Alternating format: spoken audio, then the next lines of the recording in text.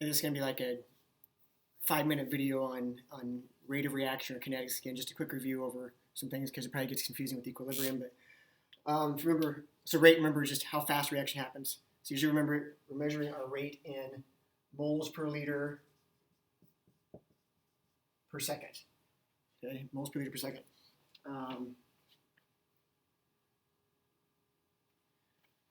So if we have this reaction, sorry, it's in the glare a little bit. If there was a 2 in front of that, that would be decreasing at twice the rate of that. So if this is going down at 2 moles per liter per second, that'd be going down at 1 mole per liter per second. That'd be increasing by 1 mole per liter per second. So remember, that's our rate. So we always write our rate expression. Okay, our rate expression, which would be rate equals K, which we can find that constant, times the concentration of our reactants. Remember, our reactants affect the rate of reaction. So you probably remember how to do this, but just a real quick review. If we look at A is changing by 4 times there when this is not changing, 1.5 to 6 is also going up by 4 times. So remember, that means that's first order with regards to A.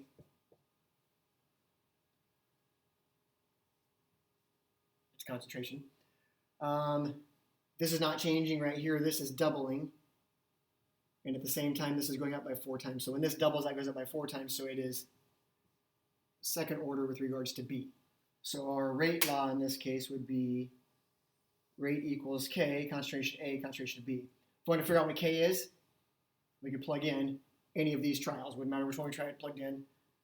Plug in A's rate, B's rate, A's concentration, B's concentration, and plug the rate out there. I just want to make sure you square B's concentration. So that's one thing, just a quick reminder there. Other thing,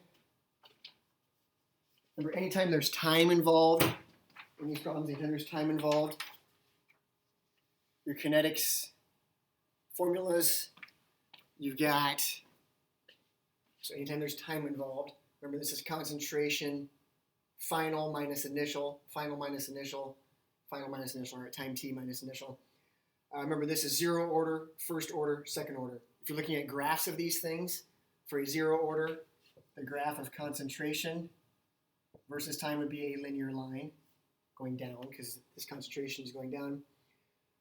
If it was first order, graph of natural log of concentration versus time would be a linear line.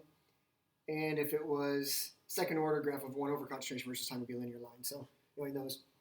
Remember, your half-life, this is for a first order reaction only, and this stays consistent. Only for a first order reaction can use this half-life. If you have to find half-life for one of these, you can just plug in, say, hey, the concentration was initially 5 molar, and then it's 2.5 molar. It's half as much. Are you doing that? One other thing would be reaction mechanisms. Okay.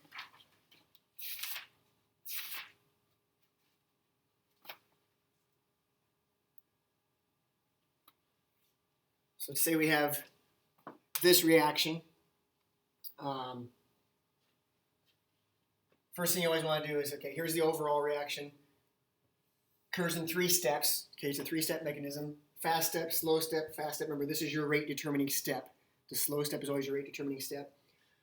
Always make sure these things cancel. So X and X would be an intermediate. X is an intermediate. There is no catalyst in this case. If there was a catalyst, it would go in and come out. So I know X is an intermediate. That'd be gone. Looks like Y is an intermediate. Would be gone. So if we look here, we're left with 2A plus 2B gives you C plus D. So that gives us the right overall reaction. So this mechanism could be right. If we write our rate expression, remember you write your rate expression based on the slow steps. So we'd say rate equals K times concentration of X times concentration of B. Both of those to the first power.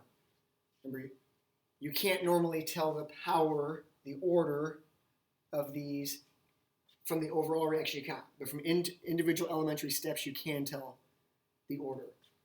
So since these are both first power, or coefficients of 1, they're both first power. Remember, X is an intermediate, so we're going to substitute in X. The formation of X is dependent on 2 A's. So we're going to substitute in for X, we're going to put in 2 A's right here, which means we put in A squared. Well, rate equals K, concentration of A squared, rate of the second power, B. It meets up with the rate law that they had calculated from the overall reaction. So that's just a quick kinetics review, so you can do the multiple choice. as best you can on the AP Classroom. Take care.